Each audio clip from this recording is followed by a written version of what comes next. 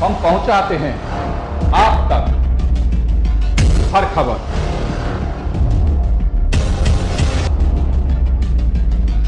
Budget कितना खरा उतरता दिख रहा है। खबर जो है आपके काम की।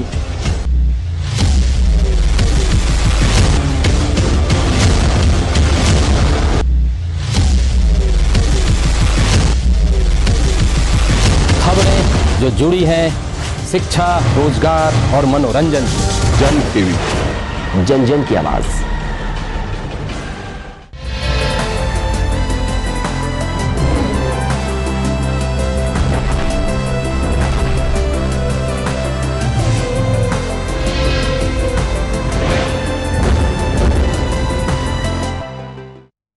हाथरस में दलित युवती की कथित सामूहिक दुष्कर्म के बाद हत्या से देश में जैसे राजनीतिक दलों को महामारी से बाहर आने के लिए किसी मौके का इंतजार खत्म हो गया। महामारी के बीच कांग्रेस ने यूपी में हल्ला बोला तो भाजपा ने राजस्थान में। रंगमंच के इन सियासी सितारों को मालूम है कि हम कुछ दिन पीड़ित परिवार के आंसू पहुंच सकते हैं, लेकिन न्याय नहीं दिला सकते और न ही सत्ता में बैठने के बाद इस बात का भरोसा दे सकते हैं कि भविष्य में ऐसी घटना नहीं होगी। बात राजस्थान की ही कर लें। इस समय भाजपा और कांग्रेस के बीच सियासी क्रॉस केस चल रहा है। एक तरफ हाथरस मामले पर तो दूसरी तरफ 12 मामले पर एक दूसरे को दोनों सरकारें घेर रही हैं। हाथरस पीड़िता को न्याय दिलाने की मांग पर कांग्रेस की तरफ से राजधानी जयपुर समेत प्रदेश के सभी जिला मुख्यालयों में रखे गए मौन सत्याग्रह में सोशल डिस्टेंसिंग की जमकर धज्जियां उड़ाई गईं। सरकार के काबीना मंत्रियों और पार्टी के दिग्गज नेताओं के सामने सोशल डिस्टेंसिंग का कोई ख्याल नहीं रखा गया। इन तस्वीरों को देखकर नहीं लगता कि कोरोना का इन्हें कोई डर है। जिस तरीके से उत्तर प्रदेश की पुलिस कार्रवाई कर रही है उस पर कोई भरोसा नहीं है। योगी जी तो उत्तर कोरिया के जो तानाशाह हैं किम जोंग की तरह से एक्ट कर रहे हैं, दादागिरीपूर्ण बयान दे रहे हैं, दबंगाई से बयान दे रहे हैं, पीड़ितों को दबाने की बात कर रहे हैं। जो अन्याय पूरे परिवार के साथ हो रहा है उस पीड़ित बच्ची के परिवार के साथ में, ऐसा देश के इतिहास में कभी नहीं। उधर हाथरस मामले पर बीजेपी की तरफ से गहलोत सरकार के खिलाफ राजधानी जयपुर समेत प्रदेश भर में बुलाए गए हल्ला बोल कार्यक्रम में सोशल डिस्टेंसिंग क्या, मास्क तक की धज्जियां उड़ाई गईं। यह न तो धारा 144 का लोगों को इल्म था और न ही कोरोना का कोई डर, मानो इन सबको कोरोना की वैक्सीन मिल गई हो। बीजेपी का तर्क था कि राहुल हाथरस जा सकते हैं तो 12 क्यों नहीं आ सकते, क्योंकि यहाँ पर भी तो रेप कांड हुआ है। जिस प्रकार से राजस्थान में कानून व्यवस्था की स्थिति पूरी तरह चौपट हो चुकी है, दलित अत्याचार पूरी तरह बढ़ रहे हैं, महिलाओं का उत्पीड़न हर गली हर चौराहे पर खुलेआम उनकी इज्जत को लूटा जा रहा है, और राजस्थान के मुख्यमंत्री जो राजस्थान के गृह मंत्री भी हैं, पूरी तरह से केवल सत्ता को बचाने की सियासत में लगे हुए हैं। कोरोना ऐसी महामारी है जो न पैसे वाले को देखती है और न ही गरीब को, न नेता को और न चौकीदार को। फिर भी इन महाशयों को कौन समझाए कि सियासी दांव के क्रॉस केस में कहीं अपने और दूसरों की सेहत के साथ खिलवाड़ न कर दें।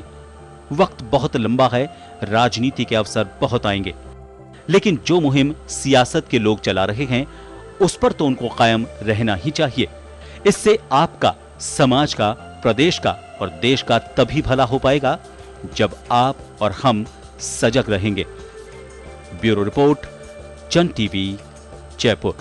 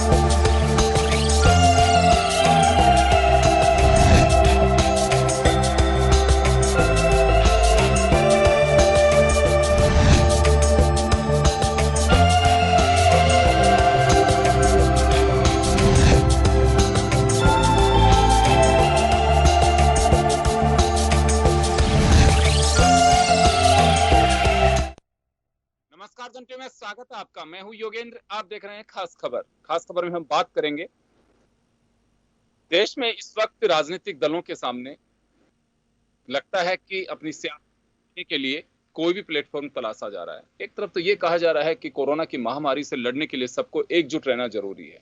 ये हमारे दौरान हैं, चाहे देश के प्रधानमंत्री हो या चाहे राज्यों के मुख्यमंत्री हो, गवर्नर हो या हमारी जनप्रतिनिधि हो, आम पब्लिक भी मान के चलती है कि ये दौर एक अलग दौर है। लोगों को चिंता है तो अपने जीवन की और अपने रोजगार की। यहां हम मुद्दे तलाशते हैं, मुद्दे भी ऐसे जिसमें राजनीतिक दल जानते हैं कि जब हमारे हाथ में कुछ होगा तो हम कुछ नहीं कर सकते, हेल्पलेस हैं, लेकिन उसके बावजूद भी हम राजनीति करते हैं।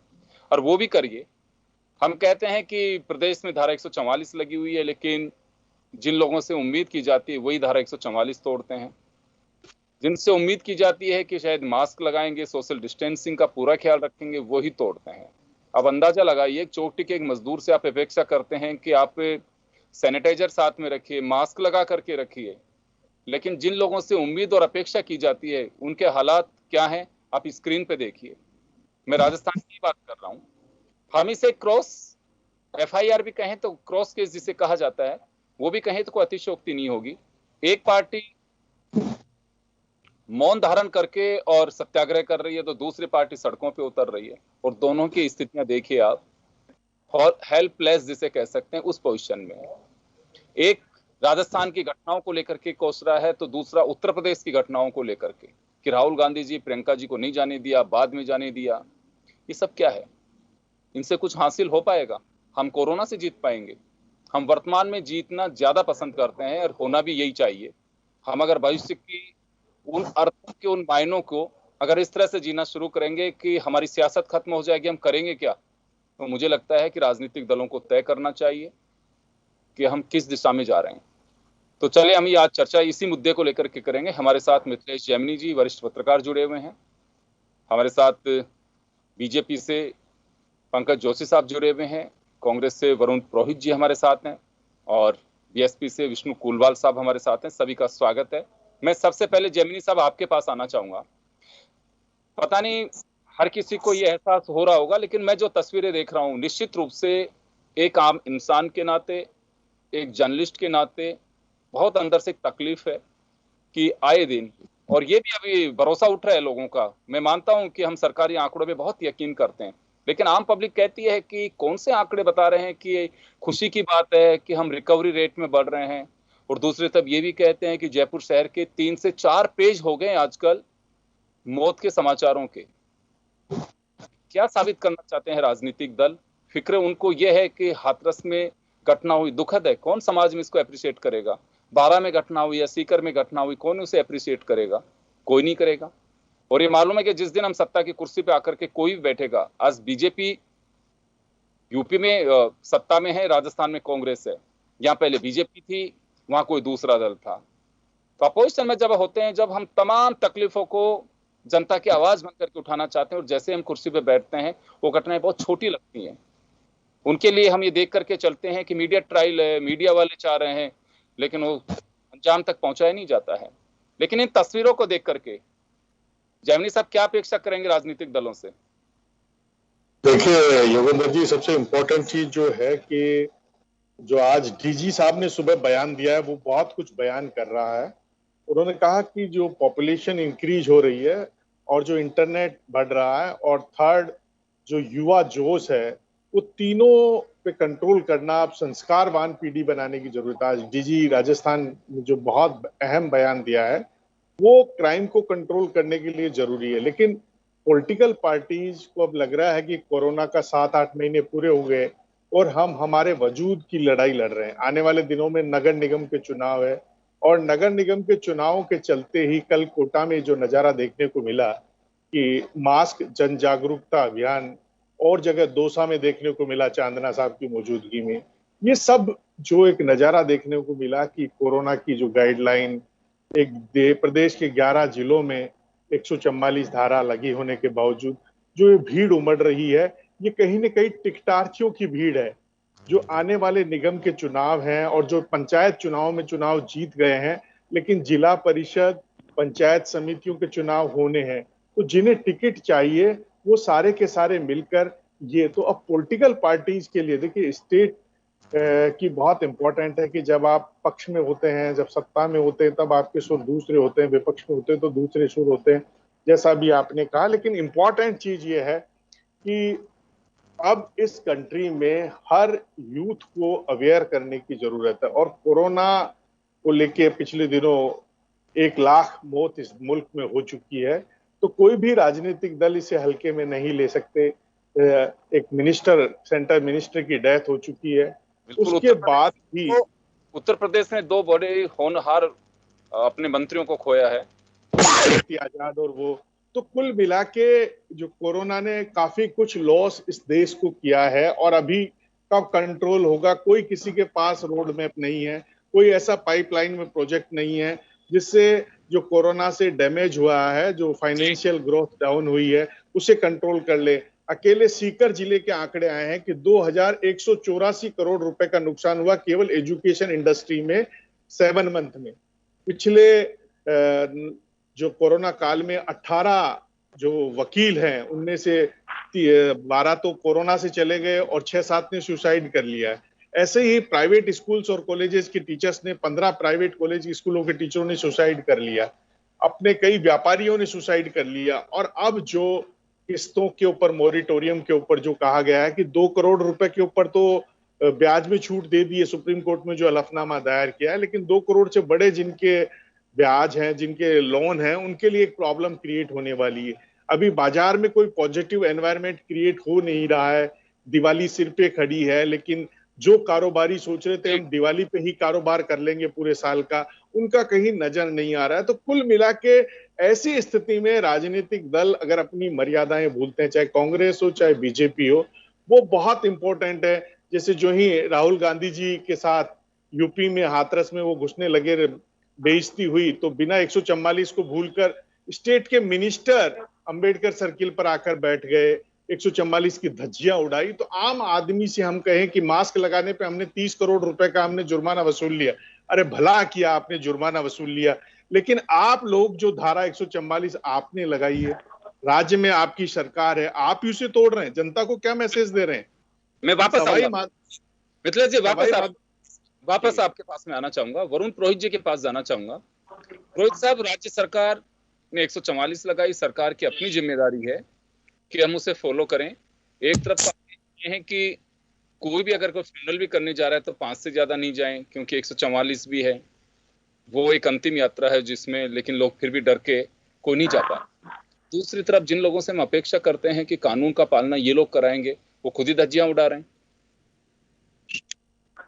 योगेंद्र जी, सबसे पहले तो मैं मीडिया को सल्यूट करता हूं, धन्यवाद देता हूं आप लोगों को कि आप सोशल इंडिसिप्लिन के कितने भी एक्ट हो, चाहे हाथरस का हो, चाहे राजस्थान के हो, चाहे दूसरी स्टेट्स के, आप उजागर कर रहे हो। इससे बहुत बड़ी जागरूकता और लोगों के अंदर एक नए जोश का संचार होता है, नया सोच डेवलप होता है। इसलिए आप लोगों को बारंबार सल्यूट में करता हूँ। अब आप जो बात कर रहे हो पॉलिटिकल पार्टीज की, आप लोगों ने जो डेमोक्रेसी ह्यूमैनिटी के लिए जो काम किया है ना इस कोरोना काल में, उसको हर आदमी को, मीडिया को सल्यूट करना चाहिए। अब आप जो बात कर रहे हो राजस्थान की राजनीतिक दलों की, अभी जेमिनी साहब ने राहुल गांधी जी के लिए ये जिक्र नहीं किया कि राहुल जी को धक्का दे दिया, प्रियंका जी का एक महिला होते हुए गुलेबान पकड़ लिया, एक लेडी का कपड़े फाड़ दिए, वो चीज इन्होंने उस इनडिसिप्लिन की बात नहीं की। चलो कोई बात नहीं, ये नहीं करना चाहते। जो आप आज आपने देखा होगा, बीजेपी का तो है हल्ला बोल, हमारा है मौन सत्याग्रह। ये डिफरेंस है दोनों पार्टियों के आइडियोलॉजी में, एक्टिविटी में। आपने देखा सोशल डिस्टेंसिंग की जो थी वो पालना पूरी तरह से किसी पार्टी ने नहीं की, और मास्क की तो मास्क हमारी पार्टी में तो लगाए हुए थे, वो बहुत अच्छी बात है, उन्होंने आज सब लोगों ने मास्क लगाए, लेकिन बीजेपी वाले उसको पालन नहीं करवा पाए। लेकिन सबसे बड़ी बात है जीवित लोकतंत्र में विपक्ष का जीवित होना। आप ये देखिए, जनतंत्र है भारत में, अगर ये विपक्ष आज ट्विटर खेल रहे थे, ये अब कम से कम सड़क पे आए, इसको मैं इनको साधुवाद देता हूं कि कम से कम जनता की मांग लेके सड़क पे तो आए। सोशल डिस्टेंसिंग, और ये मैं ये बात कहना चाहूंगा कि इस समाज का एक एक नागरिक इस देश की धरोहर है, इस देश के लिए जरूरत है, इस देश को उसकी आवश्यकता है। लेकिन जो हालात हैं, कोरोना ये नहीं कह के आता है कि जनप्रतिनिधि है, कि प्रदेश अध्यक्ष है, कि चौकीदार है, कि ये एक आम आदमी, कोई नहीं देखता है, उसकी जद में कोई भी आ सकता है। और निश्चित रूप से सरकारों को, राजनीतिक दलों को आम जन की चिंता है, उसी तरह से आप लोगों की चिंता एक आम आदमी को है। पंकज जी, आपके पास आना चाहूंगा मैं। धारा 144 लेकर है, बीजेपी का हल्ला, कांग्रेस सत्या।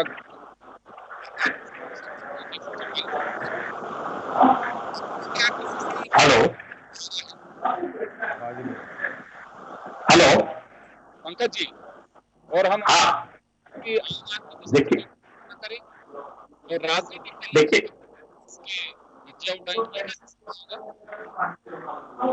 नहीं देखिए योगेंद्र जी, मैं दो बातों पे आपके साथ पहले बार आता हूँ। आपने कहा देखिए धज्जियां, देखिए जब ये जो चीजें हैं, ये कौन कहां से सीखता है, और ये जो कानून की पालना है, इसका जो है इकबाल कौन कराता है? सरकार का जो है इकबाल जो है वहां पर रहना चाहिए। सरकार का इकबाल होगा तो ही जाकर के ये कानून की पालना होती है, क्योंकि कानून को पालना कराना सरकार का काम है। अब जब सरकार ही कानून को तोड़ने लग जाए, जब खेत ही बाढ़ को खाने लग जाए, तो मुझे बताइए इससे क्या पोजीशन होगी? आपने बिल्कुल ठीक कहा, अभी 2 तारीख को कार्यक्रम किया, 2 तारीख को कार्यक्रम आप प्रत्येक स्टेट में देख लीजिए 144 की धाराओं की, जहां जब प्रभारी थे, जहां जब मंत्री प्रभारी थे, वहां क्या धज्जियां उड़ी। उसके बाद लगातार यदि आप देखें तो जब कार्यक्रम किए गए, मैं कह रहा हूं कि जब धारा 144 छोड़िए, कोरोना पूरे देश में फैला हुआ है ना, और उसके बावजूद भी आप जिस तरीके से जो है, आपने खुद ने कहा कि यूपी में जिस तरीके से गए, जितनी भीड़ तैयार हुई, और मैं कहता भीड़ हुई, मैं कह रहा हूँ डीएनडी क्रिया पुल पे क्या हुआ, कितने लोग थे, बता दे, तस्वीर खेच को बता दे, जंतर मंतर की बता दें, आप जो है जाकर के वाल्मीकि मंदिर की बता दें। जी, मैं एक निवेदन करना चाहूंगा। मैंने वरुण पुरोहित जी से भी बात कही थी, उन्होंने स्वीकार भी कर ली इस बात को। मैं आपसे भी जानना चाहूंगा, हम ये एनकाउंटर खेलते रहेंगे कि उन्होंने ऐसा किया था, उनको कोई दबा रहा है? राहुल गांधी के इस प्रयासों को किसी ने वो मना नहीं, मीडिया ने नहीं उठाया कि आप एक तरफ तो कोरोना फैल रहा है, दूसरी तरफ इस तरह से झुंड के झुंड जा रहे हैं, कोई अच्छा नहीं बता रहा है उसको, कौन अप्रिशिएट कर रहा है? तो आप अपने अगर कहीं पे कोई गलती कर रहे हो तो उसके लिए आप राहुल गांधी को तलाश रहे हो, और राहुल गांधी के अगर ऊपर में कहीं तलाश कि राजस्थान में सतीश पूनिया, अरुण चतुर्वेदी ने भी तो जुलूस निकाला था, ये जवाब से आप संतुष्ट रहेंगे एक आम आदमी के नाते? नहीं देखिए, मैं योगेंद्र जी 2 बात कहता हूँ। जब देखिए, मैं कह रहा हूं कि राजनीतिक पार्टियां जो है मुखियाओं के बेस पे चलती है, लेकिन आप इसे देखिए कि हमने कहा कि आज जो कुछ भी हुआ, आप जब देखें तो जब जुलूस रवाना हुआ, जो लोग प्रदर्शन के लिए रवाना हुए, तब बाकायदा सोशल डिस्टेंसिंग की पालना थी, और जो है हर एक के मास्क था। लेकिन जैसे ही पुलिस ने रोका और जिस तरीके की ये व्यवस्था बनी, तो उसके बाद जो है सारा की सारी जो है व्यवस्था खराब थी। मैं कह रहा हूँ चलो ठीक है, ये भी गलत था, लेकिन मैं एक चीज कह रहा हूँ कि क्या जब ये हल्ला बोल कार्यक्रम था अचानक किया गया था? क्या विपक्ष का जो कार्यक्रम था, अरुण जी ने कहा कि नहीं आप जो है इस चीजों के जिसमें लगातार भारतीय जनता पार्टी लगातार प्रेस कॉन्फ्रेंस कर रही है, लगातार सोशल मीडिया पे कह रही है, लगातार जो है ज्ञापन दे रही है। आप पिछले यदि 1.5 से 2 महीने में देखें तो भारतीय जनता पार्टी ने लगभग 40 ज्ञापन जो है अलग अलग तरीके के 40 ज्ञापन जो है अलग अलग तरीके के बहुत सारे रूप में दे दिए हैं। लेकिन उसके बावजूद मुझे बताइए कि विपक्ष ने एक बार भी कहा कि हम इस पर विचार कर रहे हैं या इसके ऊपर बात कर रहे हैं? यहां तक कि आप देखेंगे तो जब विधानसभा के सत्र की बात थी, तब भी उन्होंने कहा था हम कोरोना पे चर्चा करना चाहते हैं, लेकिन आप क्या पोजीशन हुई? आपने कोरोना पे चर्चा छोड़ करके आपने चर्चा किस पे करी? अब दूसरी बात पे आता हूं मैं आपको। आपने कहा कि जो कोरोना की पोजीशन है और जो चीजें हैं, जो भी जैमिनी साहब ने कहा कि डीजीपी साहब ने जो है बयान दिया। देखिए, प्रदेश में 2 बयान बड़े खतरनाक थे। एक तो माननीय मुख्यमंत्री का जो 12 के ऊपर बयान दिया कि नाबालिग लड़कियां जो है अपनी मर्जी से जो है उनके साथ गई थी। अब आप मुझे बताइए कि यदि ये बयान होंगे, इस बयान का मीनिंग क्या होगा? ये बयान क्या आपको नहीं लगता कि मुलायम सिंह जी का वही बयान है कि जो है बच्चे हैं, लड़के हैं, जो है गलतियां हो जाती हैं, इनको क्या फांसी दे दे? क्या ये क्या बयान? तो ये बयान होगा तो आप सड़कों पे आओगे, डिसिप्लिन एक्ट करोगे, फिर वहां हाथरस में क्या किया? आप तो मिलने नहीं दे रहे थे किसी से, मीडिया को मान रहे थे। वरुण जी सुन जाइए, वरुण जी सुन जाइए, बात करो, यूनिवर्सल बात करो। जी आप ले लेके कांग्रेस को क्रिटिसाइज, खुद की गलतियां मानना नहीं चाहते। जी बोलिए प्लीज।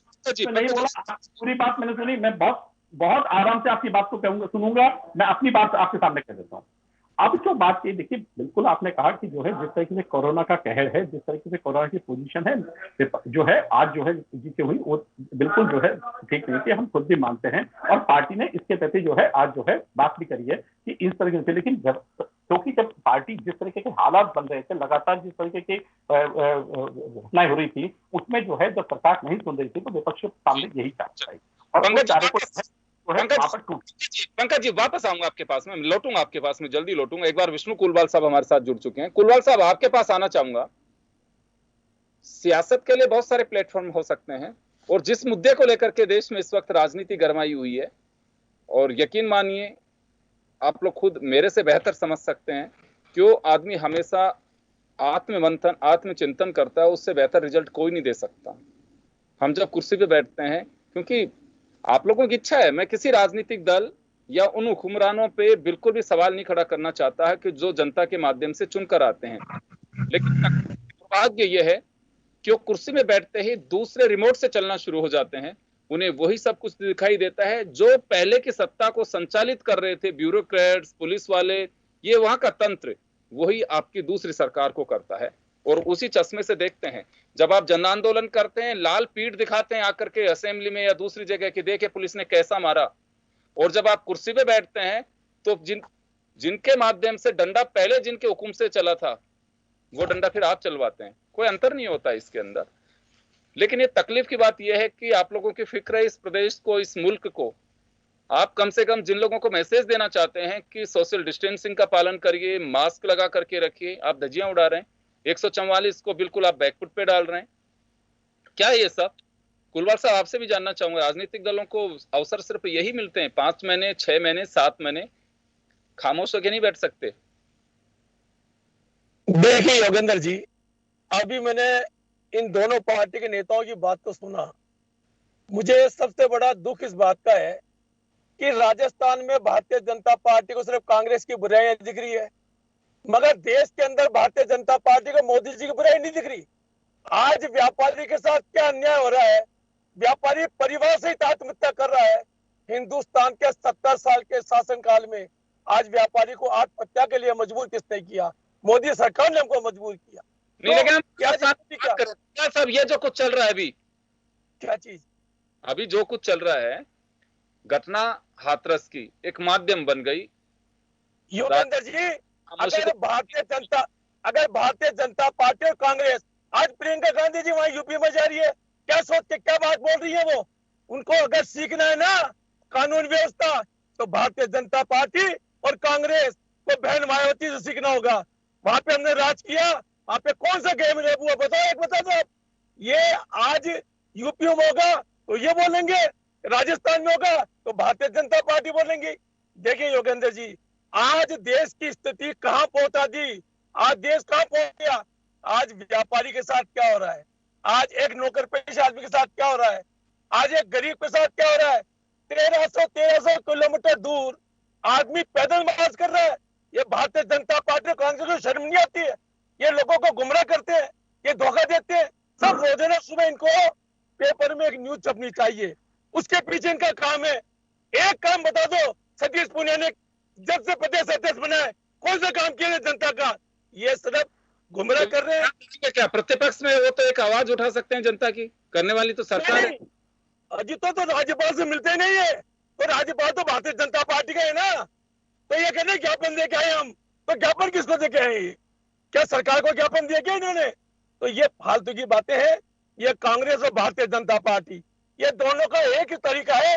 जब राज होता है तो ये बात करते हैं राज की, जब विपक्ष में होते हैं तो कहते हैं जांच करवाई जाएगी।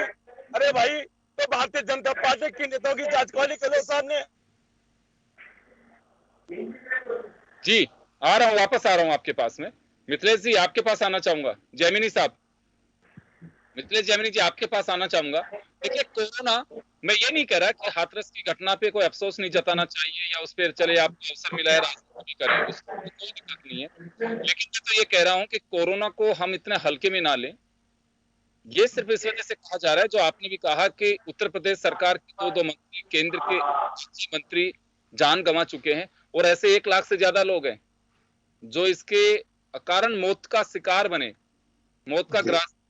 हम चाहते हैं कि सभी को इसी तरह से ध्यान रखना होगा कि कोरोना ये किसी को देखता नहीं है कि राजनीतिक दल से ताल्लुक रखता है, कि किससे ताल्लुक रखता है, ये किस पार्टी का है, ये सरकार में है, अपोजिशन में है, ये मोदी जी की पार्टी का है कि राहुल जी की पार्टी का, वो बिल्कुल नहीं देखता है।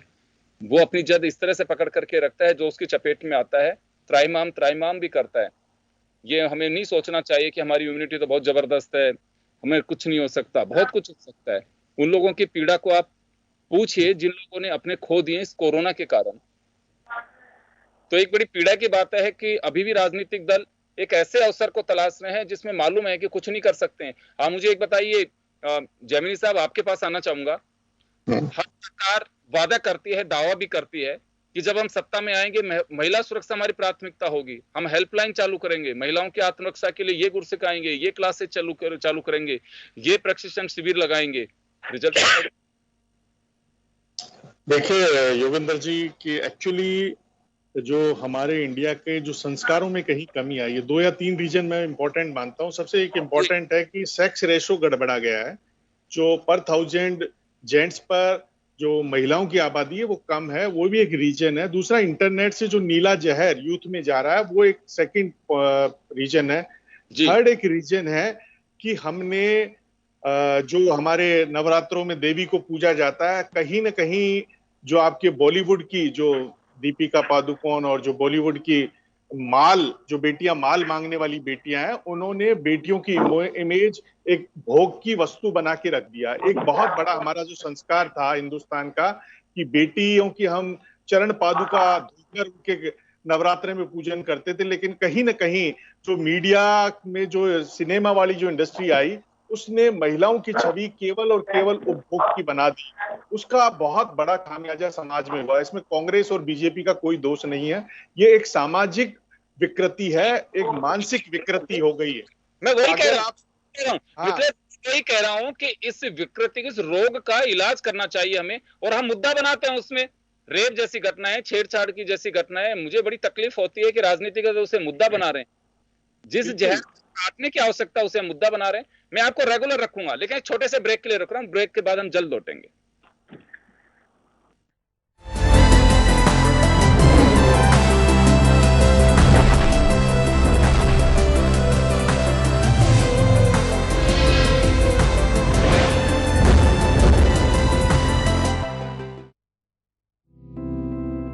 कुशल भारत की पहचान बन रहा है राजस्थान।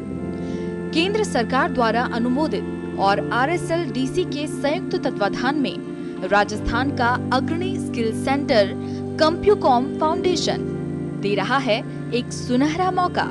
जी हाँ, निशुल्क ट्रेनिंग के साथ निशुल्क भोजन और रहने की उत्तम व्यवस्था, हाईली क्वालिफाइड ट्रेनर्स और वेल इक्विप्ड लैब्स में पाएं अनेक स्किल बेस्ड प्रोग्राम का प्रशिक्षण और पाएं रोजगार के बेहतरीन अवसर।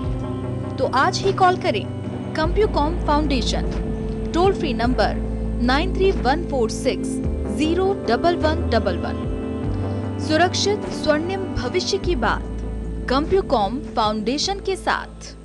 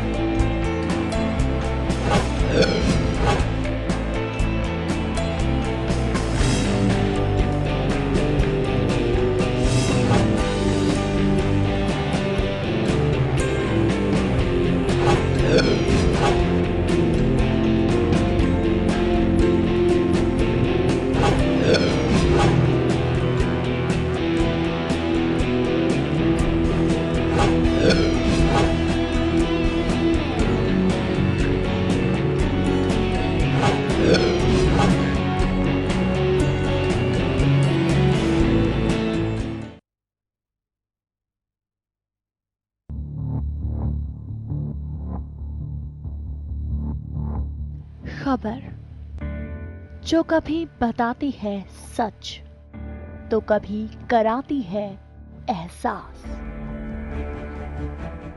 खबर जो है कुछ खास। खबर ही तो है जो कभी बनती है राजनीति से तो कभी व्यापार से, कभी आती है खेल से तो कभी मनोरंजन से, कभी खुशी से तो कभी गम से। हाँ, खबर ही तो है। खबर थमती नहीं और ना ही थमेंगे हम, क्योंकि हम हैं जन टीवी, जन जन की आवाज।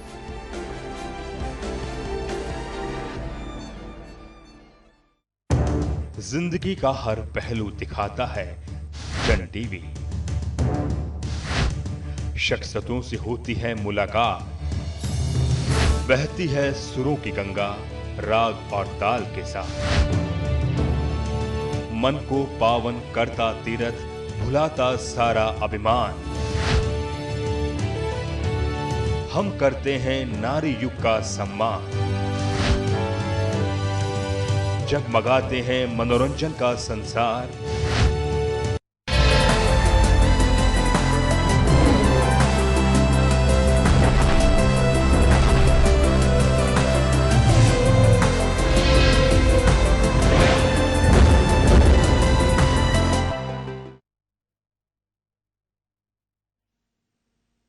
ब्रेक के बाद एक बार फिर आपका स्वागत है। आप देख रहे हैं खास खबर। बात कर रहे हैं हम राजस्थान में दोनों दल प्रमुख, जो सत्ता पक्ष और प्रतिपक्ष, भाजपा और कांग्रेस, जैसे कहा जाता है कि क्रॉस एफआईआर दर्ज कराई है, तो ये इसी तरह की स्थिति कह सकते हैं इसको कि एक दल ने हाथरस केस को लेकर के सत्याग्रह का ऐलान किया, तो दूसरे ने राजस्थान की घटनाओं को लेकर के सड़क पे मार्च निकाल डाला। सबसे बड़ी बात यह है कि दो बड़ी चीजें हैं यहाँ पे। एक ये है कि देश विषम परिस्थितियों से जूझ रहा है, और ये ऐसी परिस्थितियां हैं कि कुल हिंदुस्तान इसका सामना कर रहा पड़ो, पूरी दुनिया को करना पड़ रहा है हमें कोरोना से, और कोरोना के साइड इफेक्ट, चाहे वो हमारी सेहत से जुड़ी हो या फिर हमारे रोजगार से जुड़ा हो, हमारे संसाधनों पर जिस तरह से चोट पहुंच रही है, उन तमाम चीजों से मिलकर के लड़ने की बात शुरुआती दौर में कही जा रही थी, लेकिन कहीं ना कहीं वो विश्वास लुप्त हो गया। एक दूसरे को चोट पहुंचाने के लिए बिल्कुल खड़े होने लग गए, और अब वही स्थितियां बन गई कि चलिए कोरोना तो आता रहेगा, सब अनलॉक 5 भी हो गया और सब ऐसे ही चल रहा है, तो हमारी सियासत को कमजोर क्यों पड़ने दें। अगर कमजोर पकड़ होगी तो फिर 5 साल बाद जब हम जाएंगे जनता के बीच तो जवाब क्या देंगे। तो राजनीति तो हम कायम रखेंगे, और यही बड़ी वजह है कि दोनों दल, कोई पीछे नहीं रहना चाहता। जैमिनी साहब, आपके पास आना चाहूंगा एक बार फिर मैं, और इसको रेगुलर करना चाहूंगा। आपसे मैं जानना चाह रहा था कि हर राजनीतिक दल, आपने कहा भी कि एक ऐसी मानसिकता बन गई है समाज के अंदर जिसको मिलकर के कुचलना चाहिए, मिलकर के उसका इलाज करना चाहिए, लेकिन हर राजनीतिक दल अपने मैनिफेस्टो में दावा करता है कि महिला सशक्तिकरण के नाम पे, महिला सुरक्षा के नाम, हर राजनीतिक दल, मैं एक को नहीं कोई कटघरे में खड़ा कर रहा, लेकिन जब रिजल्ट देने की बारी आती है तो हम अवसर तलाशते हैं, कंपेयर करते हैं उन आंकड़ों के साथ में कि देखिए उनके वक्त ऐसा हुआ था, जनता ये सुनने के लिए बैठाई थी क्या। ये जवाब अक्सर हर पार्टी का होता है। तो ये अवसर ऐसे क्यों तलाशे जा रहे हैं जब मालूम है हम कुछ नहीं कर सकते इस क्षेत्र में। देखिए योगेंद्र जी, अभी सवाई माधोपुर वाली घटना ने दोनों राजनीतिक दलों को बेनकाब कर दिया है कि कहीं भी, चाहे बीजेपी हो चाहे कांग्रेस हो, इनकी जो महिला नेत्रियां जो वो पकड़ी गई है और सारे सामने आई है, इससे साफ हो रहा है कि दोनों राजनीतिक दलों को पुनर्विचार करने की जरूरत है। महिलाओं के मामले में, महिला सशक्तिकरण के मामले में, बेटी सबकी होती है, कोई न दलित की बेटी होती है न किसी की हिंदुस्तान की बेटी होती है। इस चीज को समझने की जरूरत है। दूसरा कि राजनीतिक दलों को अपने लाभ छोड़ने पड़ेंगे। अब हिंदुस्तान में सबसे बड़ी जांच एजेंसी सीबीआई है। आपके जो कल्प्रिट है उनको गिरफ्तार कर लिया गया। मैं पूछना चाहता हूं कि जब वो बेटी, हाथरस की बेटी, इलाज के लिए अस्पताल में थी, तब राजनेता मिलने क्यों नहीं गए? कहां सो रहे थे ये नेता? मैं मानता हूं पुलिस से गलती हुई, उन्होंने रात में उनका अंतिम संस्कार किया जो हिंदू रीति के हिसाब से गलत था, लेकिन जो राजनीतिक दल आज मिलने के लिए इतने तड़फ रहे हैं, जब वो बेटी इलाज के लिए तड़फ रही थी, जब कहां सो गए? तो राजनेताओं को अपनी आत्मा को साफ करना पड़ेगा। ये जनता इतनी पागल नहीं है जितनी नेता समझते हैं, उतनी जनता पागल नहीं है। ये इसी गलतफहमी में राजनीतिक दल कांग्रेस 60 साल के शासन के बाद जो बाहर हुई, उसका मूल कारण ये है कि वो जनता को मूर्ख समझने लग गई, और जनता बहुत स्मार्ट है। आपको समझना पड़ेगा। आप उनसे कह रहे हैं कि सीबीआई से बड़ी जांच एजेंसी कौन है, चारों कल्प्रिट गिरफ्तार हो गए, फिर आप क्या चाहते हैं? जो पुलिस के अधिकारी थे, डीएसपी, एसपी, उनको सस्पेंड कर दिया गया। इससे ज्यादा पनिशमेंट हिंदुस्तान में क्या है? ये समझने की जरूरत है। जस्टिस वर्मा की जो रिपोर्ट है वो 376 के बारे में बहुत डिटेल है, बहुत पनिशमेंट है, तो क्यों नहीं होते? और राजनेता खूब शामिल है, बीजेपी के वहां एमएलए शामिल है, अभी भाजियोमा का इलाहाबाद में प्रयागराज में गिरफ्तार हुआ है, तो कुलदीप सेंगर वाला मामला है, हमारे यहाँ कांग्रेस में महिपाल मदेरणा जी अंदर है, मलखान विश्नोई जी अंदर है, तो दल कोई से भी साफ नहीं है, क्योंकि इनके दिल में ही कचरा है। जब आदमी सत्ता में आता है तो मद पा जाता है, वो सोचता है मैं भोगने के लिए आया हूं, जबकि हमारे वेदों में कहा गया है, हमारी मूल संस्कृति में कहा गया है कि जासु राज्य में प्रजा दुखारी, सो नृप अवश्य नरक अधिकारी। एक लाइन में सारे राजाओं को संदेश दिया गया है, लेकिन कोई भी नेता मानने को नहीं। एक बार एमएलए बन जाने दीजिए, एमएलए साहब का एटीट्यूड चेंज हो जाता है, एक सरपंच बन जाने दीजिए, उसका एटीट्यूड चेंज हो जाता है। तो कहीं ना कहीं हमारे जो मूल संस्कार है उनके साथ छेड़छाड़ की गई है, इसीलिए 70 साल में ये सारी गंदगी फैल गई है। तो कहीं ना कहीं रिवाइज करने की जरूरत है। मैं जो नई एजुकेशन पॉलिसी आई है उसमें कोई खामियां होगी, मैंने पूरा उसकी डिटेल स्टडी की है, लेकिन कहीं ना कहीं एक चाहे छोटा सा प्रयास मैं मानता हूं कि कहीं ना कहीं मूल भाषा से जोड़ना, मूल संस्कृति से जोड़ना, कहीं ना कहीं जो एक लंबी यात्रा पे निकल गया है, हिंदुस्तान भटक गया है, उसे कहीं ना कहीं वापस लाने का एक प्रयास किया गया है, वो सही है। ऐसे एग्रीकल्चर बिल पे आप कोरोना की बात कर रहे हैं, कल कैप्टन अमरिंदर, वो उनके जो प्रदेश अध्यक्ष हैं पंजाब के, वो राहुल गांधी जी ट्रैक्टर चला रहे हैं भीड़ में, तो आप कोरोना से डर तो आप ही नहीं रहे, उस गरीब का क्या दोष है जिसको अपना ठेला लगाना है? बिल्कुल। तो ये सब तक ये आप सोच रहे हो हम राजनीति चमका लेंगे, ऐसे राजनीति नहीं चमकती। जब आदमी के पेट में रोटी, राजनीति चमकाने के बहुत अवसर आते हैं, कम से कम ऐसे वक्त शांति से काम करना चाहिए। उसमें राजनीतिक दल ही कहते हैं कि लाशों पे रोटियां सेकते हैं, चिताओं पे रोटियां सेकते हैं, तो कम से कम ये सबक लेना चाहिए। जब मालूम है, आप मुझे बताइए, ये एक हमारे सभ्य समाज पे करारा तमाचा है कि लगभग हर 16 मिनट में एक रेप हो रहा है इस देश, हर 16 मिनट में एक रेप। ये हमारी पोजीशन है। निर्भया फंड को हम यूज नहीं कर पा रहे हैं, बना करके उस पर कुंडली मार करके बैठे हुए हैं। सब चीजें राजनीतिक दलों को इस पे चर्चा करनी चाहिए। सड़क पे जाइए, आपका अधिकार है, लेकिन एक अवसर पे देखिए कि इस मौके पे हम कब जा रहे हैं, देश किन परिस्थितियों से जूझ रहा है। जिसके घर में अनाज नहीं है, जिसके घर में रोजगार नहीं है, लोग सुसाइड करने की पोजीशन में है, और हमें उस जड़ पे जाने की आवश्यकता है। ये राजनीति तो कभी भी हो जाएगी। हर 5 साल में चुनाव आते हैं, विधानसभाओं के, लोकसभाओं के, और देश में तो चुनाव की बाढ़ आती है। बहुत सारे अवसर है। मैं चले वरुण पुरोहित जी वापस आ रहा हूँ आपके पास। वरुण जी वापस आपके पास। वरुण जी, अवसर के बाद लेकिन मालूम है कि हम कुछ नहीं सकते। कोई भी सरकार ये दावा कर सकती है हम रेप नहीं होने देंगे, महिलाओं से छेड़छाड़ नहीं होने देंगे, कोई दावा कर सकता है ये? योगेंद्र जी, सबसे पहले मैं भाजपा के मित्र का जवाब दे दूं। इनकी एनडीए तो नो डायलॉग अलायंस है, इनकी खुद की पार्टियां तीनों चारों छोड़ के जा चुकी है। इसी कारण से अशोक गहलोत जी ने हमेशा सारे दलों से मिलकर बातचीत की, अभी भी 2-4 दिन पहले की है, पूरे बार बात करते हैं। मुझे बोलने दो, कुलवाल साहब, आपका नंबर आएगा, मुझे बोलने दो। आप लोगों ने बीएसपी की आवाज तोड़ी है, तो आप शर्म नहीं आई कि आपको लोकतंत्र विश्वास गया, आपके पास तो लोकतंत्र विश्वास नहीं है सर। कुलवाल साहब, आपके पास आऊंगा, एक बार वरुण जी को अपनी बात कह लेने दीजिए। जी वरुण जी, बोलिए। हमारे यहाँ तो डायलॉग की कोई कमी नहीं रही है। अब आप जो बात कह रहे हो, यूपी की और राजस्थान की बहुत ज्यादा चीज में डिफरेंस है।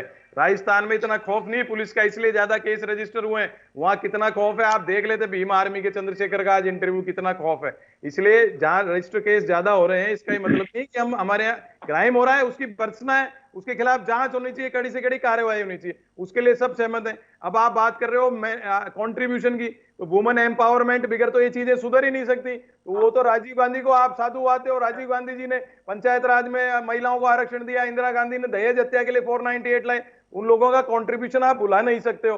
फूलवाल जी ने एक ही बात ठीक कही थी कि मोदी जी ने देश के अंदर क्या कर दी इकोनॉमिक हालत। अब उसका रीजन क्या है? रोटी रोजगार का जब संकट हो जाता है तो ये सामाजिक कुरीतियां अपने आप बढ़ जाती हैं, फैल जाती हैं, ये सब चीज होने लग जाती है। अब ये हर बात में ले दे के राहुल गांधी प्रियंका गांधी क्यों गए?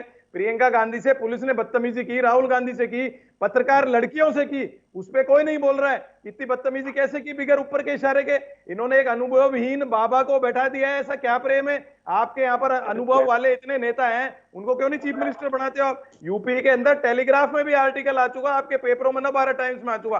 जातीय संघर्ष, वर्ग संघर्ष की ओर बढ़ रहा है उत्तर प्रदेश, पूरा देश जलने लग जाएगा। इस पे इनका ध्यान नहीं है, खाली कटोरी कांग्रेस नहीं बजा रही। जयपुर की बात आप जो इंडिसिप्लिन की कर रहे हो, हमारा सत्याग्रह देख लो आप, और इनका देख लीजिए, पुलिस की जीप पे चढ़ रहे हैं, तमाशे कर रहे हैं। मैं बोलना नहीं चाहता था, पर ये राजनीतिकरण लिया थे हर बात में, यूनिवर्सल बात करना नहीं चाहते। और जहां तक राहुल गांधी की है, आप तो उनकी बराबरी नहीं कर सकते हो। खुद निर्भया की मां ने कहा, मैं तो इस चीज को बोलना नहीं चाहता था, हम बोलना अच्छा नहीं लगता क्रेडिट लेना, कि उनके बेटे का सारा फाइनेंशियल असिस्टेंस राहुल गांधी ने किया, वो बेटा पायलट किया, पायलट बन गया। राहुल गांधी ने कभी अपनी जुबान से नहीं बोला। इसलिए राहुल गांधी को आप क्रिटिसाइज इसलिए करते हो प्रियंका गांधी राहुल को, कि आप भयाक्रांत हो उनसे, कि वो ज्यादा घूमने लग गए जनता के बीच में, तो आपका इकबाल तो खत्म हो। चले घूमिए ना, कौन मना कर रहा है, लेकिन अवसर तो देखिए। कोई दावा कर सकता है क्या ये कि बिल्कुल हमारी अगर सरकार उत्तर प्रदेश में आएगी तो हम बलात्कार नहीं होंगे, राजस्थान में बीजेपी आ जाएगी तो उस समय घटनाएं नहीं होंगी? कोई दावा कर सकता है ये?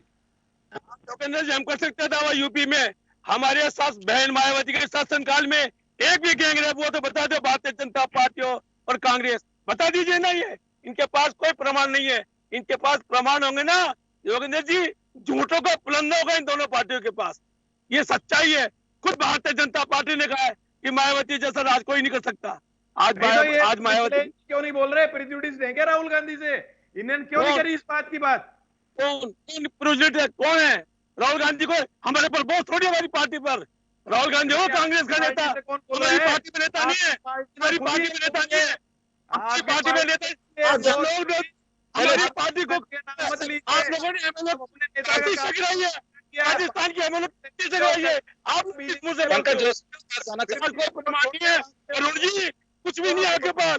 आप झूठों का पुलंदा है, झूठों का पुलंदा के पास क्या है आपके पास? एलओ साहब की फोटो का हो जाएगा क्या? एलओ की फोटो जगह क्या? भाई आप रस्मी बात कर रहे हो, आप रस्म में जाके हाथी तो चलाते। बहुत कूल है, कूल रही है। मैं एक बार पंकज जोशी जी के पास जाना चाहूंगा। पंकज जी, आपके पास आना चाह रहा हूं मैं। थोड़ा निकलना चाहूंगा, मुझे माफी देंगे? हाँ, मैं आऊंगा, वापस आ रहा हूँ।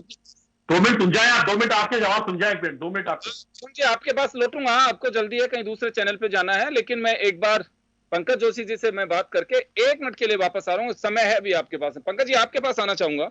हम आंदोलन करते हैं, बात उठाते हैं, मैनिफेस्टो में रखते हैं, होना भी चाहिए, इसे कौन खारिज करता है? राजनीतिक दलों का अपना अधिकार है, परंपराएं भी हमारे यहाँ पे। लेकिन जो काम हम नहीं कर पाते हैं उसको ऐसे मुद्दे बना करके रख देते हैं, और जब अवसर आता है जवाबदेही का तो हम तुलना करते हैं कि उनके टाइम ऐसा होता था।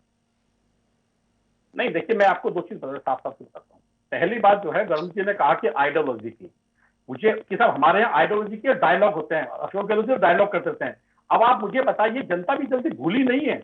जनता जो है, डिप्टी जो है, उनके जो डिप्टी सीएम थे, उनसे जो है 7 साल तक डायलॉग नहीं हुए। अपनी बात है तो आप बताइए विपक्ष से क्या डायलॉग करेंगे? एक मिनट सुन जाइए। दूसरी उन्होंने कहा हम सत्याग्रह कर रहे थे। अरे भाई, तुम्हारा सत्याग्रह जो है 1975 में कहा गया था। इस देश का सबसे काला अध्याय सत्याग्रह पे लिखा गया था, जब आपने जो है लोकतंत्र की हत्याएं की थी। और आज जो है राहुल गांधी जी को करोगे? अभी की बात करें, कर रहे हैं, आपने किया था, हम ऐसा करेंगे। कौन ऐसा नेता है जिनके ऊपर आपने लाठी बरसाई?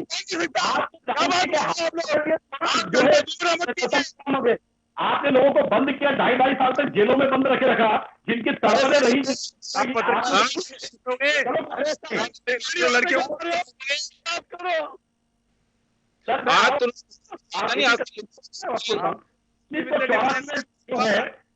एक जो हुआ उसमें 1984 में कितने निर्दोष लोगों को मारा, ये आइडियोलॉजी आपकी है। आपसे कहाँ जा रहे हो? आप कहाँ जा रहे हो?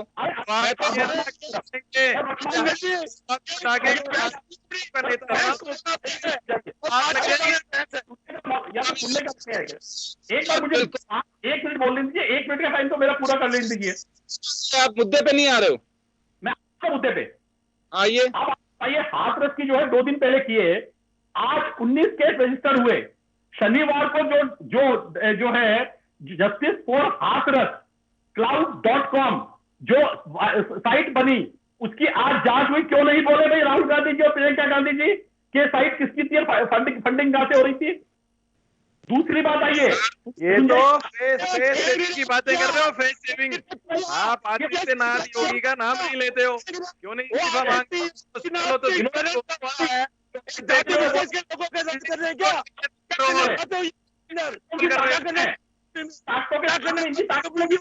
ये सब अभी बेनकाब होगा और सब जब सामने आएगा तब पता चलेगा। सीए के साथ के जो उसमें भी भ्रष्टाचार हुआ है, उसमें भी गबन हुआ है। आप क्या बात कर रहे हो? फालतू की बात बोल रहे हो आप गुमराह क्यों कर रहे हो? अरे सुन जाइए ना, चिंता मत करिए, बहन मायावती जी को चुनाव लड़ा था उन्होंने भी। आपकी बहन है, आपकी बहन नहीं। मेरा बहुत मैं तो राजनीतिक दलों की सत्ता में आने पर मालूम है कि हमारी बस की बात नहीं, हम कुछ नहीं कर सकते महिला सशक्तिकरण को लेके, महिला सुरक्षा को लेके। तो हम ऐसे कंट्रीब्यूशन कैसे बोल रहे हो आप योगेंद्र जी? कैसे बोल रहे हो? पहले कभी राम मंदिर की बात हुई थी क्या? जो अभी मिथिलेश जी ने कहा संस्कार की बात, 1990 से पहले कभी जो है 1989 से पहले राम मंदिर का दरवाजा आपने खोला क्या? अच्छा, आपने साफ कराया क्या? हमने शामिल किया, आपने किया क्या? बूटा सिंह जी किया, आप लला की मूर्ति स्थापित करेंगे। आपने रेडी करने के लिए मुद्दे उठाए हैं, आपने क्या किया है? आपका क्या योगदान है उसमें? सुप्रीम कोर्ट की जजमेंट है, आपने क्या किया है? सुन जाइए ना एक बार। अब आप मुझे बताइए कि सीए की बात कहाँ की थी, हमने की थी कि नहीं की थी? आज हमने आपको जो है जम्मू कश्मीर में 335A की बात की थी कि नहीं की थी? आज वो मुद्दे हट गए ना, चले गए ना, रिजॉल्व हो गए कि नहीं? आप असली मुद्दे की बात करो। पार्टी विद डिफरेंस आपकी कैसे खत्म हो गई? आप क्यों हुल्लड़बाजी कर रहे हो? पुलिस की जीपों पे क्यों चढ़ रहे हो? गांधीवादी थ्योरी को क्यों छोड़ रहे हो? बस उस पे बात करते हैं। मैं सबको नमस्कार करता हूँ, प्रणाम करता हूँ। सशक्तिकरण और आप जो लोग लगे हुए हैं उनको अपराध कानून में कार्रवाई होनी चाहिए कि नहीं होनी चाहिए? मिलेंगे आपसे, विष्णु जी बहस करेंगे। सर मैं तो बात जानना चाहता हूँ, वास्तव में राजनीतिक दल जिन मुद्दों को लेकर के चर्चा करते हैं, विरोध जताते हैं, सत्ता में आने पर संभव है क्या कि आप लोग इसका इलाज कर दोगे? जो संभव नहीं है तो मिलकर लड़िए उससे, उस पर क्यों राजनीति की जाती है? राजनीति करके सर किसी पीड़ित के आंसू नहीं पहुंच रहे हैं, हम उनको जख्मों को हरे कर रहे हैं, उसमें नमक डालने की कोशिश कर रहे हैं। सर ये मुद्दे नहीं है, ये मुद्दे नहीं। देखिए गैंगरेप नहीं है, यूपी का गैंगरेप नहीं है, वो कोई मुद्दा नहीं है। तो आप बोलो ना, तो मुद्दा ही नहीं है। कौन सा मुद्दा हो तो बीजेपी का सा बता दो। पंकज जी या अगर मुद्दे होते लॉ एंड ऑर्डर की हत्या नहीं होगी, हत्या करेंगे लेकिन हम ये काम करेंगे। मैं कह रहा हूँ पूरा का पूरा ये काम जो है लॉ एंड ऑर्डर में आता कि नहीं आता, ये दायित्व है। इतिहास ने हमको बचाने का प्रयास किया है। जो भारतीय जनता पार्टी महामंत्री है आज विजय वर्गीय जी, उन्होंने हमको बचाने की आपके मंत्री, आपके एमएलए गैंगरेप में शामिल है। आप क्या बोलोगे पंकज जी? सच्चाई नहीं बोल सकते हो, मेरे बोलने के लिए हिम्मत चाहिए, हिम्मत चाहिए। मेरा क्या चीज ये जनता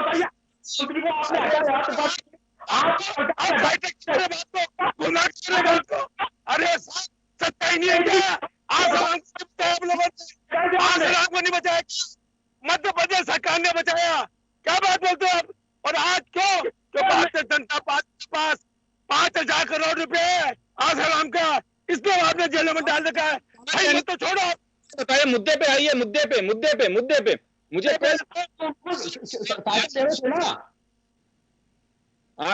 कुलवाल साहब, पंकज जी मुद्दे पे आ रहे हैं। पंकज जी मेरा सब ये है कि आप एक बड़े कद्दावर नेता, आपका एक एक्सपीरियंस है। मैं सिर्फ ये जानना चाह रहा हूँ, क्या रेप केसेस, महिलाओं से छेड़छाड़, ये सियासी मुद्दे होने चाहिए या इनका सॉल्यूशन पे हमें चर्चा करनी चाहिए? देखिए योगेंद्र जी, बिल्कुल इन पे चर्चा होनी चाहिए। और मैं आपको एक चीज कह रहा हूँ कि जब ये चीजें हैं, देखिए आज दो बड़ी चीजें मैं आपको बहुत विनम्र शब्दों में कहना चाहता हूँ कि मुख्यमंत्री जी ने जब ये कहा, देखिए मैं कह रहा हूँ कि एक स्टेटमेंट का बहुत ज्यादा फर्क पड़ता है। जब आपने जो है 12 वाले केस में कहा, एक मुख्यमंत्री जी कहने के साथ वो नाबालिग लड़कियां जो है अपनी मर्जी से गई थी, तो देखिए इससे जो है कहीं ना कहीं जो है आप देखिए कि अपराधियों के हौसले बुलंद होते हैं। एक आप जैमिनी जी की बात में कहा कि साहब जो है डीजीपी ने कहा कि इनके लिए वो लोग जो है ये जो चीजें हैं वो जो है इसके लिए उत्तरदायी है। मैं कह रहा हूं देखिए उत्तरदायी कौन से है कौन नहीं है, लेकिन आपको उनको चीजों को ठीक करना पड़ेगा। आप इन चीजों को जो है किसी भी रूप में जो है आप मुझे बताइए कि कौन सी चीजें आपने किया, किस आपने एसआईटी पर जांच की, किन जांचों में आपने कहा फास्ट ट्रैक में जांच करके खत्म कर दी। मैं कह रहा हूं कि यदि आज आप बार बार इस चीज को कह रहे हैं कि हमने कोरोना में अच्छा काम किया, कोरोना में अच्छा काम किया, मैं कह रहा हूं आज जो जयपुर की स्थिति है आप देखेंगे आज 65% से ऊपर कभी नहीं गया, 63% आज भी रिकवरी रेट 63% है। हिंदुस्तान की रिकवरी रेट 83% से ऊपर हो गई है, 84% हो गई है, लेकिन जयपुर की रेट जो है जहां पर पूरी की पूरी सरकार बैठती है सब बैठते हैं वहां रेट 63% है। मैं कह रहा हूं कोई ना कोई चीज इनकी बात की होनी चाहिए। मैं कह रहा हूं कि जब ये हम बात कर रहे थे लगातार इन चीजों की बात कर रहे थे, तो क्या बेसिकली इनकी चर्चाएं जो है जरूरी नहीं कि विधानसभा में हो, केवल जो है मुख्यमंत्री के यहाँ नेता प्रतिपक्ष और जो है मुख्यमंत्री भी बात कर सकते हैं कि हाँ इनमें क्या होना चाहिए। और आपको मैं बता दूं कि आप जो है यदि नेता प्रतिपक्ष की बात देखेंगे तो नेता प्रतिपक्ष ने कहा कि जो डूंगरपुर में हुआ सरकार के विरुद्ध जो उसमें उन्होंने कहा कि ये घटना केवल जो है वहां जो है इस मामले पर नहीं है, घटना जो है वहां पर जो है एक जो है अलग से जो है उपद्रव की कोशिश की जा रही है, जिसमें भारतीय जनता पार्टी ने भी उस टाइम की जो नोटशीट थी उस टाइम की जो जांचें थी उनको जो है होनी चाहिए। बात पंकज जी समय कम है, मैं टू द पॉइंट 30 सेकंड में आपसे ये जानना चाहता हूं कि क्या वास्तव में ये ऐसे सियासी मुद्दे हैं, ये मुद्दे बना के रखना चाहते हैं या इनका सॉल्यूशन होना चाहिए? समाज में हम लोग भी रहते हैं, तकलीफ हम सबको है, चिंताएं हम सबकी है, हम 21वीं सदी की बात कर रहे हैं, विकसित राष्ट्रों में शामिल होने की बात कर रहे हैं, लेकिन हम है वही मानसिकता को विकास नहीं हो पा रहा, हमारी मानसिकता वो विक्षिप्त है, उसको विकसित करने की आवश्यकता है। तो यहाँ ध्यान नहीं देंगे। हम राजनीतिक दल एक एनजीओ की तरह काम करते हैं, उनके वॉलंटियर्स होते हैं, वर्कर, हम ये ध्यान क्यों नहीं देते हैं कि हाँ बिल्कुल ये राजनीतिक मुद्दा नहीं है? क्यों इसे मैनिफेस्टो में शामिल किया जाता है कि हम आएंगे तो बिल्कुल ये कर देंगे? आपको नहीं लगता है भावनाओं के साथ में एक आहत करने वाली बात है? हम एक ऐसा कंप्रोमाइज करते हैं समाज के साथ में कि हम ये दे देंगे, उसके आड़ में हम वोट की फसल काटते हैं। तो राजनीतिक दल की जिम्मेदारी नहीं से बात करें इस पे। देखिए मैं इस मामले में पूरा साफ तरीके बहुत स्पष्ट शब्दों में कहना चाहता हूँ कि ये जो अपराध हैं, जिस टाइप के अपराध है, जो नाबालिग है, जो बच्चे हैं और जो महिलाओं के साथ में, मैं कह रहा हूं कि ये एजेंडा नहीं, ये बेसिकली चाहे इसमें पक्ष हो चाहे विपक्ष हो, दोनों को मिलकर के होना चाहिए कि यहाँ पर जो है जीरो टॉलरेंस होनी चाहिए, किसी भी रूप में जीरो टॉलरेंस होनी चाहिए और इसको जो है किसी भी रूप में जो है बंद किया जाना चाहिए कि किसी भी रूप में एक भी घटना, हम जाने कि हमारा प्रदेश जो है मैं माफी चाहूंगा साहब, रोकना चाहता हूँ। सबसे बड़ी बात यही है कि महिलाओं के प्रति हमदर्दी होनी चाहिए, हमारी मानसिकता बदलनी चाहिए, लेकिन इसे सियासी मुद्दा मत बनाइए। हमें सॉल्यूशन पे जाना चाहिए कि हम कर क्या सकते हैं। जब हम सत्ता से बाहर होते हैं तो बिल्कुल ये कहते हैं कि बिल्कुल गलत हो रहा है, सही क्या हो सकता है वो बताना चाहिए, इस पे कोशिश करनी चाहिए। अगर आप विपक्ष में हैं, कोई राजनीतिक दल, मैं एक को नहीं कटघरे में खड़ा कर रहा, मेरा अपना मानना है कि इसके सॉल्यूशन पे चर्चा होनी चाहिए। हम ये नहीं जाएं कि मैनिफेस्टो में नारी सशक्तिकरण के लिए हम ये कर देंगे, महिलाओं की आत्मरक्षा के लिए ये सिखाएंगे, हम वो सिखाएंगे। नारी के सम्मान की बात करनी चाहिए, वो मैनिफेस्टो की भी आवश्यकता नहीं है। सूरज जब निकलता है तो खुद नहीं कहता है कि मुझे देखिए, वो लोग कहते हैं कि देखिए सूरज निकल आया। तो प्रयास ऐसे करिए हैं कि महिलाएं खुद कहें कि बिल्कुल अमुक सरकार के वक्त या इस देश के अंदर जिसमें नारी का सम्मान होता है, सही मायने में सम्मान होता है, हम कहें कुछ और हमारी कृति कुछ और हो। मुझे लगता है इसमें अंतर नहीं होना चाहिए, एटलीस्ट इस मुद्दे पे तो। चलिए, बहुत बहुत शुक्रिया आप सभी का। खास खबर में इतना ही, दीजिए इजाजत, नमस्कार।